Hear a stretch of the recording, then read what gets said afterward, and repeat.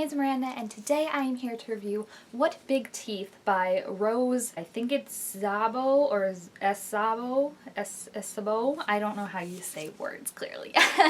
But this book just came out at the beginning of the month, and it has been on my to-read list since I found out about it at the beginning of the year.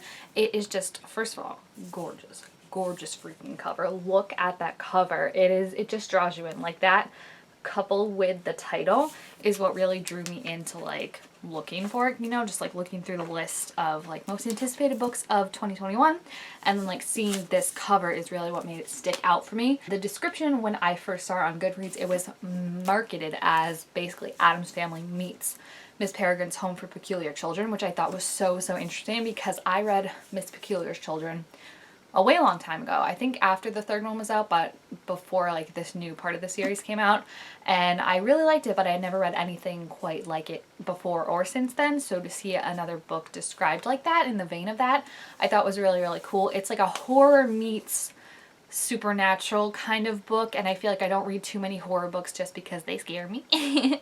And this one definitely is very like creepy, and the descriptions of things are very like visual and stuff, but I think for what this book is, it works so well because it works as like basically horror fairy tale kind of thing. I wouldn't describe it too much like, I think that I know why they did Addams Family because like it's about a family that is like full of like kind of monsters, much like the Addams Family is.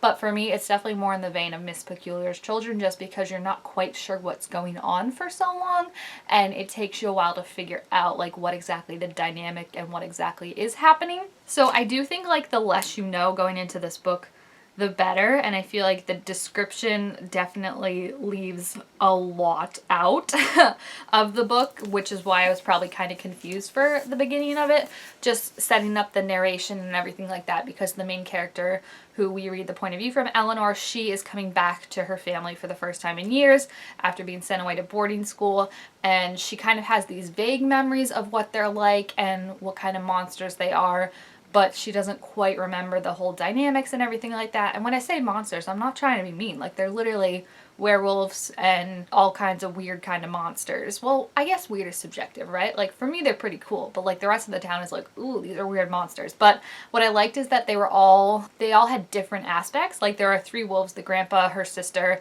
and her cousin are all wolves, but her mom is something different. Her dad is kind of like a wolf, but can't really transform into a wolf.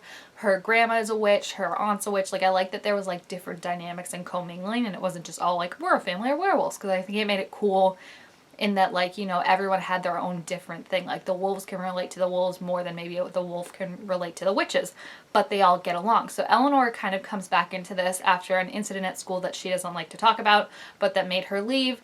And her whole thing was her grandma sent her away and was like, don't come back until I tell you to. And now she's disobeying that. And everyone's kind of trying to re-find their footing with her. Like, they're all excited to see her, but again, like, she's not used to being in this kind of environment where violence is just like a casual thing. And not like they just like beat each other up for the sake of beating each other up, but like, they're wolves. They like fight and they like hunt and they, you know, fight over who gets to hunt and stuff, and like she has to readjust to getting used to that and not act like prey but act like family, you know, like I fit into this and all that.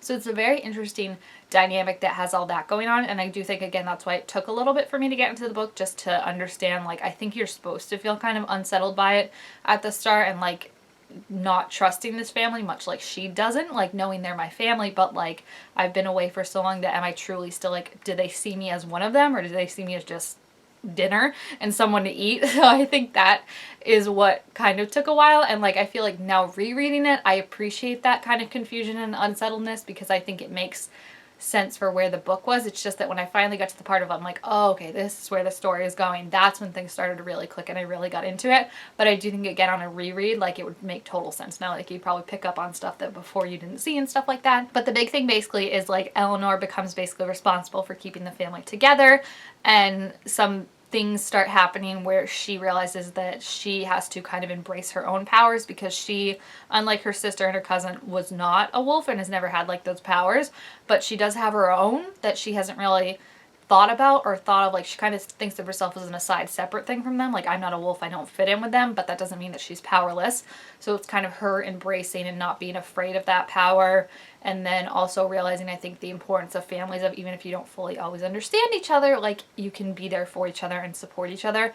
And it was just so interesting. Like I said, the visual descriptions of things, specifically like how they would interact with the family and stuff, and like describe the family, was so like, it just took you so much into the story and you completely like felt immersed in it, and I was really impressed with that. I think Eleanor herself really went through a big like character change too, which was awesome, because I feel like it made you feel off kilter. It was kind of like, can I trust Eleanor? Like, what is this thing she's hiding from us that happened at school that she won't tell her family and she won't tell us? Should she be scared of her family, or should her family be scared of her? Like, who really is the outsider? Like, there's all these questions that I think are brought up that are really interesting, and that as she ponders them, you get to ponder them yourself and think of, like, you know, the unreliableness of the narrator, because there's things that she doesn't remember from being away for so long about her family.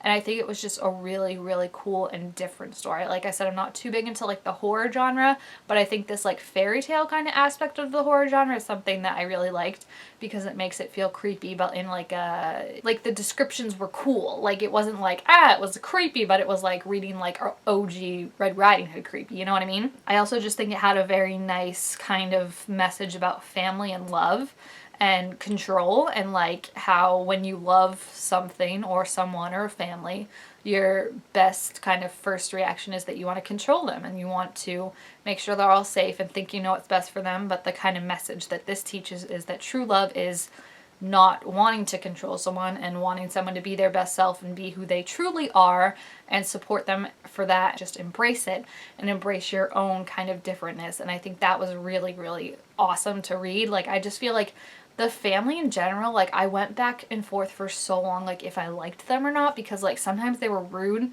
to Eleanor or like scary, and like you realize like the more you read on, like it's just their like primal reactions. Like, they're a family that like can get away with like tearing each other to pieces because like they're werewolves and like they don't get beat up or hurt that much, so like it's kind of natural that like they just like break out their claws and stuff like that. And I think the more acclimated she gets to that, and the more she's like, all right, knock it off, like just don't claw me, the more you start to realize that like they do love her. They just have different ways of showing it, because this is a family of monsters, so obviously that's gonna be like a different way of showing love than, you know, just like hugging and being like, I'm here for you, blah blah blah. But like, you do realize that it's like more of a like primal, instinctual, like your family kind of love. And I think that's really the whole message of her wanting to save her family when she's put in charge, and realize how much she truly does care for them, but also how much this is her family, like she fits in with them. So I really loved it. I'm excited to see what else the author writes.